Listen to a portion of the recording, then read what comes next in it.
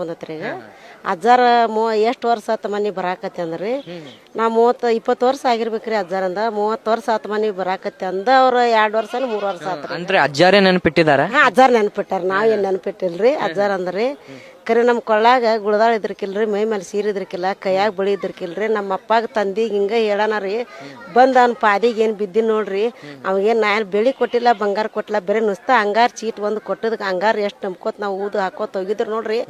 ಅಷ್ಟ್ರಿ 4 ಎಕರೆ ಹೊಲ ಆತ್ರಿ, 1 ಕೋಟಿ ರೂಪಾಯಿ ಮನಿ ಕಟ್ಸ್ಯಾರ ಮಕ್ಕಳ್ರಿ. ಮಕ್ಳ ಕೈಯಾಗ 1 ರೂಪಾಯಿ ಕೊಟ್ಟಿಲ್ರಿ. ಅಜ್ಜನ ಬೂದಿ ತಗೊಂಡ್ ಮನಿ ಕಟ್ಸಿದ್ರಿ. ತಾಯಿ ತಂದಿನ 1 ರೂಪಾಯಿ ಕೇಳಿಲ್ರಿ. ಮಕ್ಕಳನ್ನ ಇಬ್ರು ಅಣ್ಣ ತಮ್ಮರ್ ಕೂಡಿ 1 ಕೋಟಿ ರೂಪಾಯಿ ಮನಿ ಕಟ್ಸಿದ್ರಿ.